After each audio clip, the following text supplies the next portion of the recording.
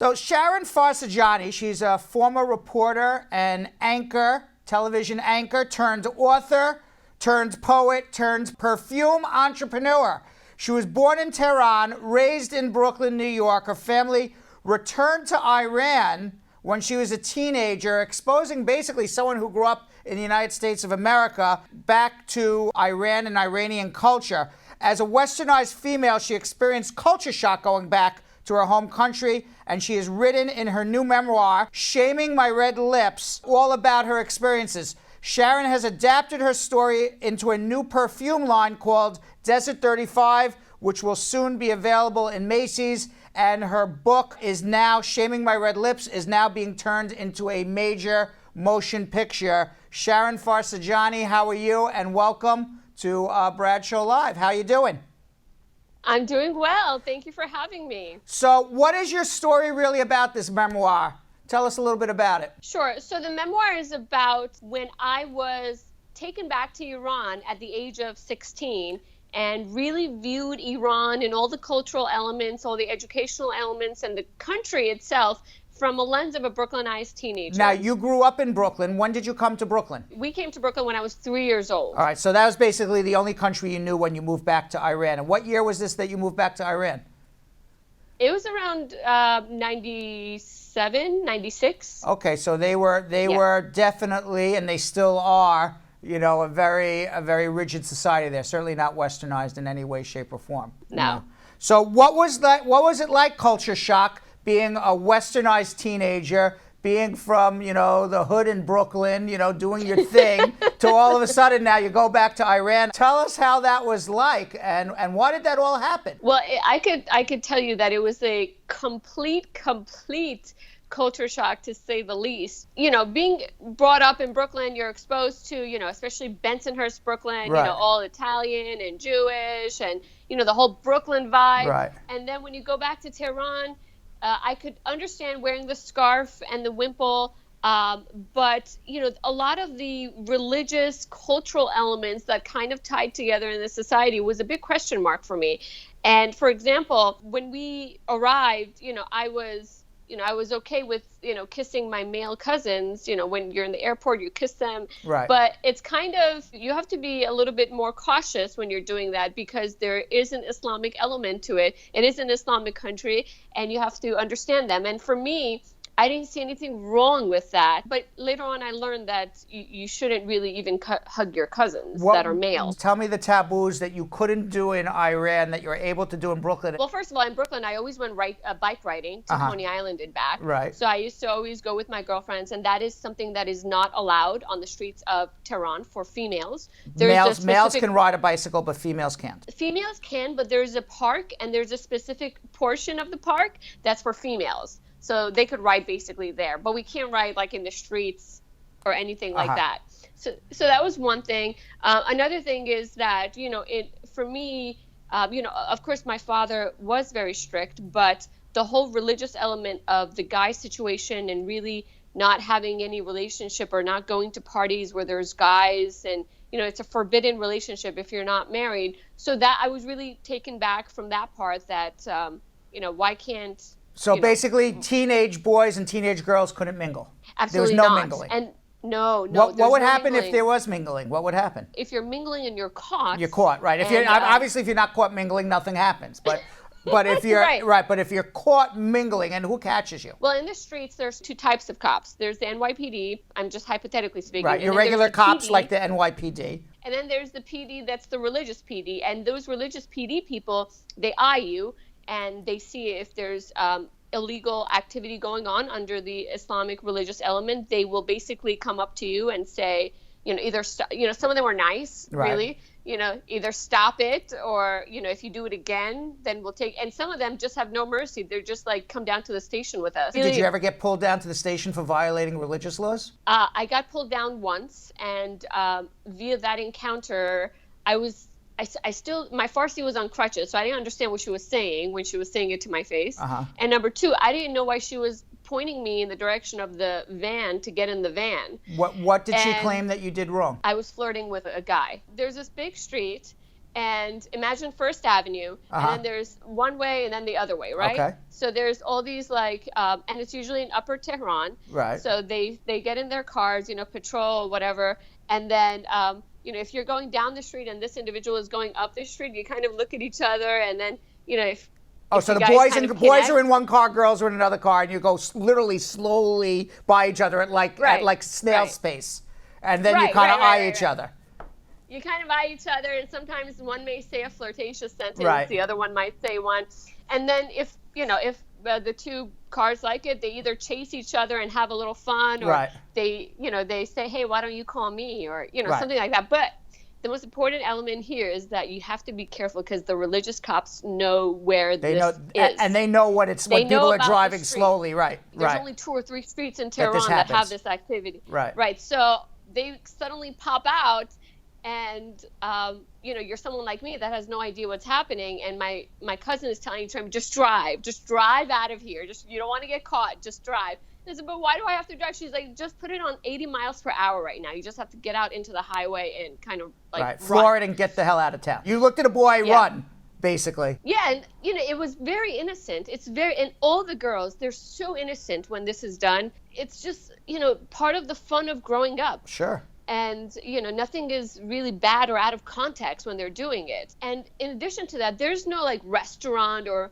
there's no little party or bar or like a sports club.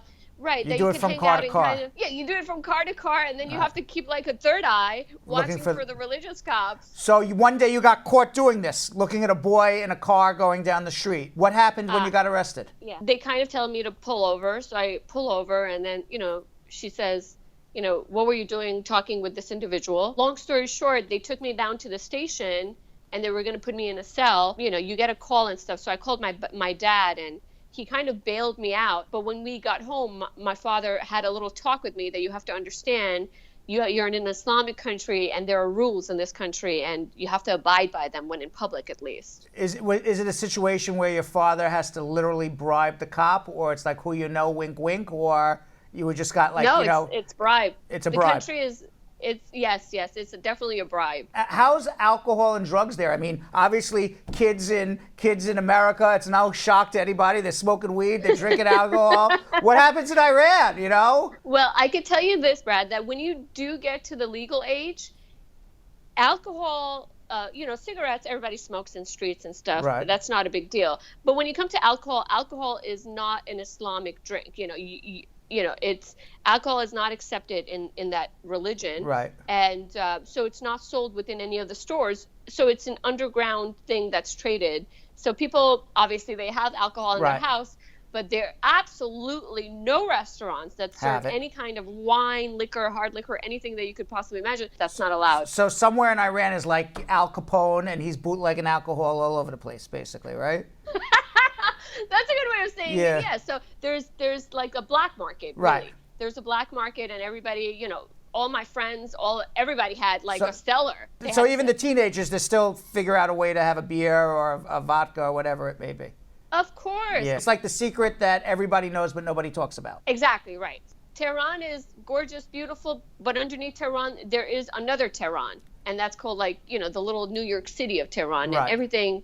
There's a lot of underground stuff, and it's a shame because you have to kind of wear a mask, you have to be someone on the public, and you have to be someone else. Ultimately, everybody wants to be free in choosing what they want to worship or what they want to wear outside. If anybody wants to be religious, that's fine. They could put it on, but if somebody like me, that I don't want to put on a scarf and go outside, I don't have to be forced to do it. How long have you been back in the United States? I went there for someone's wedding in 2010. Okay.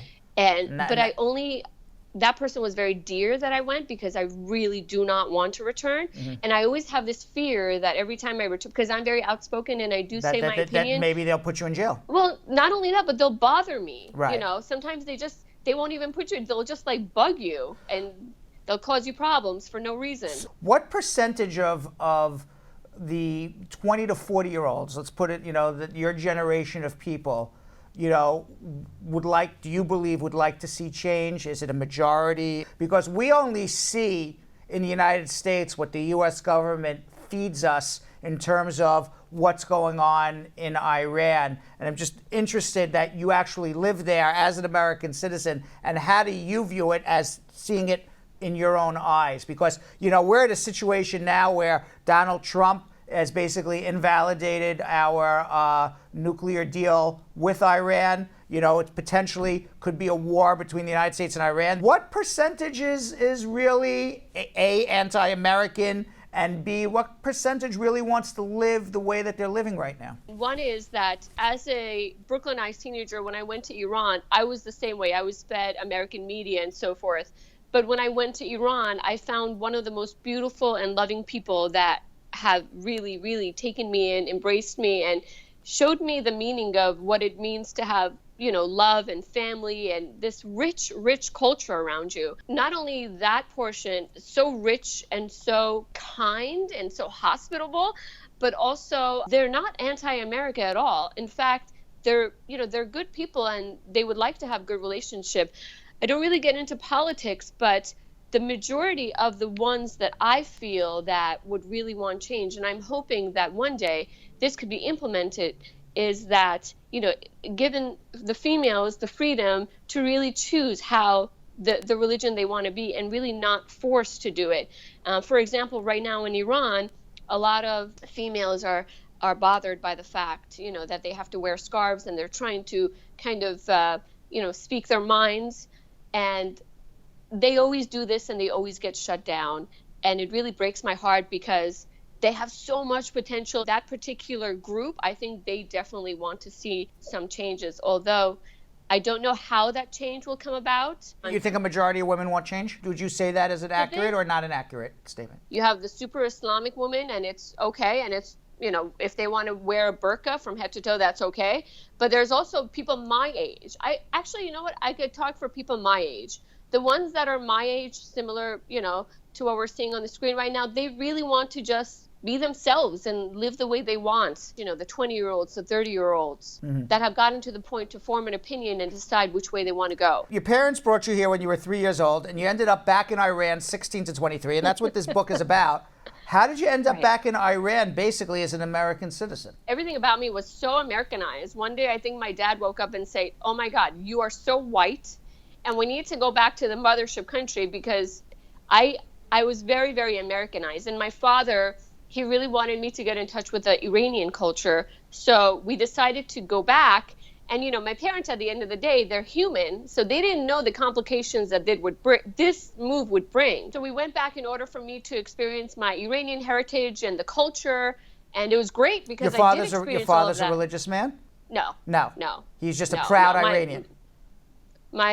All of my family. They're very proud Iranians. What were some of the complications? And I assume you wrote about this all in your book, Shaming My Red Lips. The whole education part of it and the whole culture, religious part of it. And Arabic is the second language in Iran. I had no understanding of either of these. So I slowly learned Arabic because it's part of the entry exam to the university.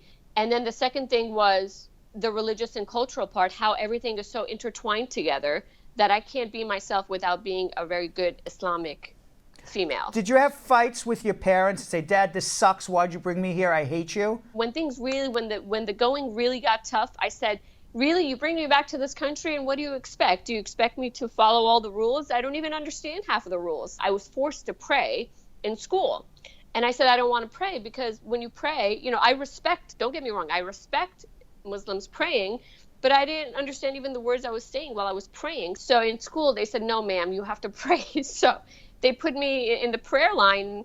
Mind you, I'm like mumbling words that I didn't understand. Standing up, and I didn't understand anything. There are some reasons why you are forfeited, so you're okay with not praying, and that those are, you know, female biological things. Right. And then, if you're encountering that, you're saying, okay, then you don't have to pray for this week. Because it's that time of month. Right. And then I kept using that excuse for like 2 months. Right, and they're like, okay, ma'am, you have health problems. Yes. And you made it through college, University of Tehran. How did you make a living there? I was the reporter for Channel 6. I was very young, so I was still living with my parents. I was first a reporter, then I was an anchor. I was the late night talk show host for a program they had there. And I was also a game show host for Channel 4 for a segment they were doing. Because I was this young, girl that spoke really fluent English, they took me into the English section, and I kept getting promoted and I kept making money here and there. And I was only 19, 20 years old. That's how I was making money until they fired me. Why'd they fire you? Again, things that I wasn't aware of, but you're supposed to follow Islamic regulation when you're at work, which I always did, but you're also supposed to be a figure that follows Islamic rules and regulation outside in public. And, later on we found out that they had been going to the neighbors and asking, how does this girl dress? Obviously at work I wear my wimple and I cover my hair, but when I'm going out to university or going out with my girlfriends, I just wear my scarf, and usually my scarf is falling down my head. I never this, right? Exactly. Right. Basically, the religious police basically go around to the neighbors to find dirt on you that you're not following religious custom or religious protocol. Because I was the evening news anchor and I was the face of the news at night. They wanted to make sure I fit into the Islamic portion of it when I'm outside too. So yeah, they were doing that stuff. Yeah. So now, looking at you right now, obviously you don't have the headscarf on, so you would be in violation. Okay, you have lipstick on. That would put you in violation as well. Are you allowed to wear any makeup? Very minimal. Very minimal. I was body searched before I entered the station when I went to work, and I was not allowed to wear lipstick, period. I could wear a little bit foundation. Females there wore mascara, maybe a little eyeliner, a little foundation, but anything that shows or anything that grabs attention, it will grab the attention of the religious police too. Or your makeup will be taken away, just like mine was taken away on various occasions. I think I lost all my mascara and all my glitters and lip gloss while I was going to work. Oh my gosh. Is that when you decided to come back to New York, to the United States of America? And how did you go about doing it? I assume your family had a lot of influence on you remaining in Iran and you didn't want to stay there. No, well, when I got fired, I went down a rabbit hole of depression. I was escorted out of the building just for being myself. And that really hurt me. Being a teenager that grew up here, I never did anything wrong.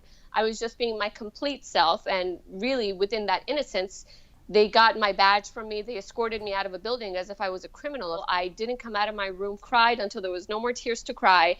I was watching the Three Stooges, Home Alone, and Tango and Cash for 1 week. Are you allowed to watch American movies and TV? How do you get that? Yeah. Well, I bought the stuff when I moved. And that was the only thing that kept me sane in that area, because it was the only way that I was connected to some place where I called home, where I could be myself. So I kept watching reruns. I didn't want to talk to anybody. It was, a little cage that I had made for myself. My family and my mom and dad were my only circle. And at that point, I was so angry with my parents for bringing me here and for putting me in, was I Iranian? Was I American? I had a complete loss of identity at that point. After a week, my father took me to a psychiatrist, and she had told my dad that she's so westernized that she's not going to survive in this culture. Did you find that your friends and family had similar problems, or was this really unique to you because you grew up in the United States of America and then came back into what is basically this foreign culture that you weren't aware of? I'm sure they had similar problems. For me, it's a little bit more intense because I kept saying why. And I kept saying my why loud and clear so everybody, including the authorities, would hear it. When they approached me to throw me in the van, I said, why? I don't want to go in your van. And then she pushed me, you have to go in the van. Right. And I said, I haven't done anything wrong. But everybody kind of takes it in because they don't want to deal with it or they're fearful. I didn't even know that if I spoke my mind, what consequences it would have. Right. So I just spoke it because I was raised here, and here you speak your mind. You stand up for yourself. Now you're back in the United States 15 years, but do you consider yourself American, Iranian, Persian American? How do you describe yourself? Because you've lived both lives. I consider myself a very proud Iranian American, someone that's exactly 50-50. Initially, when I went to Iran, I couldn't call Iran home. But now I do call it home just because of the affection that the people in my family, and it's just a gorgeous country. I just don't, again, agree with the religious layer of it. Right. I call here home too. I mean, it's where I grew up. I went to elementary school in Brooklyn, Long Island. So let's talk about what you're doing right now. You did a perfume line called Desert 35. How did you get into perfumes? So when I left my last job, I said that I can't just keep on making going to work and just getting a paycheck just to make a living. I have potential and I want to live a life based on that potential. I had a little saving that I leaned on. And, you know, every day that I meditated, I said, the universe, you know, I don't know, but I know you know, please guide me in the correct direction. I know there's more to life than just going to work and getting a paycheck. I found that sense, which I'm very intuitive when it comes to sense, are a great medium for self-expression. So I created this whole platform where individuals could express themselves via scent. So I learned scent technology, the science. It took me about 6 months to learn all this stuff. You learned all the chemistry behind it, and then you put your nose to work and started smelling. Like, I like this, I don't like this, until you got the scents that you like. Exactly. Now, Desert 35 is in Macy's. Macy's Fort Lauderdale as of Wonderful. June 4th. Congratulations. And we will also be launching on Amazon, and then hopefully in August in Macy's Herald Square, New York City. Wow, that's amazing. Now, how did the book come about that you wanted to write your memoirs about your life in Iran? How did that come about? When I came back to the States, it really, really angered me what had happened, that all the girls there, they couldn't express themselves. I started writing a book on my life to see if I could not only express myself, but also to point to a situation that a lot of females were having, such as myself there. And that was the reason why I decided to go all out and write it as a memoir and really share it, to not only say there's always light at the end of the tunnel, but being authentic and being your true self is really, really what life is all about, and how we really progress. How long did it take you to write the book? 4 years. Wow. Were parts of your story harder to put on paper because those were the parts that were more emotional or a bigger struggle for you? Absolutely. The hardest part was when I had arguments with my father and mother on why you brought me to this country, and those are the parts that I broke down while I was writing it. You know, now we're best friends, but at the time I was so upset that I was in this country. And is this book out yet? Can we buy this book? The fragrances and the book will be selling as one product in Macy's, but the book itself will be available June 27th on Amazon and Barnes & Noble. Wow, that's amazing. Do you feel you've reached your American dream? I feel I've reached my Iranian American dream. I feel that I've reached living my potential, finding that peace as an immigrant on both sides, as in Iran and the US, and also at the end helping other people, which I think it's the ultimate goal for any human being. Of course. So I've lived my human being Iranian American dream. I am living that dream, and I will continue on living that dream. Where can we find out more about you? You have a website for your perfume? I do. My perfume, the brand is called Desert 35. Desert because my Persian name is Wild Desert Poppy, and I was 35 when I launched it, so desert35.com. And my personal website is shfarsi.com. All right, well, Sharon Farsijani, thank you very much. I wish you the best of luck on your book, on your perfume, and I hope to see your story in the movies one day. I hear that's in the works as well. Congratulations. It is. Congratulations. Thank you so much. All right. Thank you. Appreciate it. Okay.